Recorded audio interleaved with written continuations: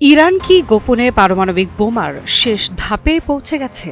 Israel কি ইতোমধ্যেই যুদ্ধের পরবর্তী অধ্যায়ের নীল নকশা তৈরি করে ফেলেছে? আর যুক্তরাষ্ট্রের ছায়ায় দাঁড়িয়ে কি আরেকটি বড় সংঘাতের দিকে এগোচ্ছে মধ্যপ্রাচ্য?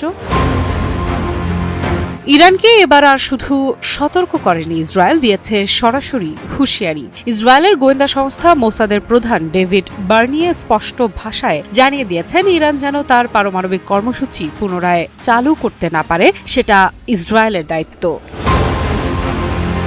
হঠাৎ এই হুঁশিয়ারি কেন?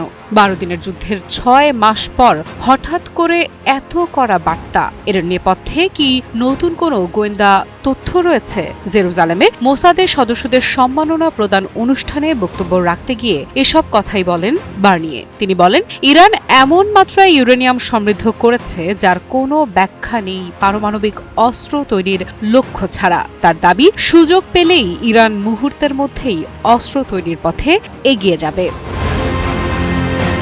বার্নিয়ে জানান, ইরানের পারমাণবিক প্রকল্প ইতোমধ্যেই গুরুতরভাবে ক্ষতিগ্রস্ত, কিন্তু সেটাই কি যথেষ্ট? তার উত্তর, না। যুক্তরাষ্ট্রের সঙ্গে ঘনিষ্ঠ সহযোগিতায় ইসরায়েল নিশ্চিত করবে এই প্রকল্প যাতে আর কখনো মাথাচাড়া না দিতে পারে, অর্থাৎ প্রয়োজনে আবার আরও বড়, আরও গভীর আঘাত করা হবে। এই বক্তব্যের মধ্য দিয়ে তিনি ইসরায়েলের আকস্মিক সামরিক অভিযানের প্রশংসাও করেন। তার মতে, এই অভিযান দেখিয়ে দিয়েছে ইরানের ভেতরে ইসরায়েলি গোয়েন্দারা কতটা গভীরভাবে ঢুকে পড়েছে। বার্নিয়ে বলেন, এক মুহূর্তেই ইরান বুঝে গেছে দেশটি পুরোপুরি উন্মুক্ত ও অনুপ্রবেশযোগ্য, তবুও তারা ইসরায়েল ধ্বংসের লক্ষ্য থেকে সরে আসেনি।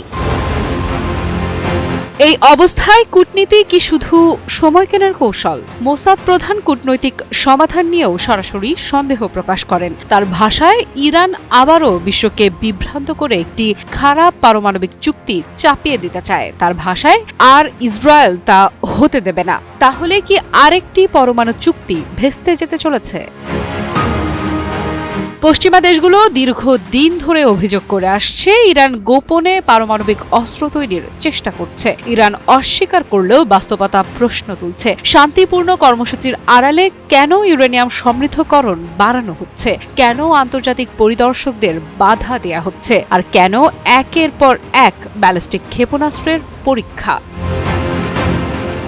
যুদ্ধ শুরুর সময় ইসরায়েল দাবি করে ইরান অস্ত্রায়নের দিকে বাস্তব পদক্ষেপ নিয়েছিল। সেই দাবি কি এখন নতুন করে উত্তেজনা ছড়াচ্ছে? গত জুনের যুদ্ধে প্রাণহানির হিসেব ভয়ঙ্কর। ইরানের দাবি, ইসরায়েলি হামলায় তাদের 1000-এর বেশি মানুষ নিহত হয়েছেন। জবাবে ইরান ইসরায়েলের দিকে ছড়ে 500টির বেশি ব্যালিস্টিক ক্ষেপণাস্ত্র ও প্রায় 1100টি ড্রোন।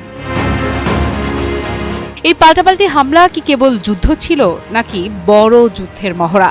ইসরায়েলের স্বাস্থ্য কর্মকর্তাদের তথ্য অনুযায়ী ওই হামলায় ইসরায়েলে নিহত হন 32 জন, আহত হন 3000-এরও বেশি মানুষ। এই ক্ষয়ক্ষতির পরও কি সংঘাত থামবে? ইরান যদি আবার পারমাণবিক পথে এগোয়, ইসরায়েল কি অপেক্ষা করবে, নাকি আগেই আঘাত হেনে পুরো সমীকরণ বদলে দেবে?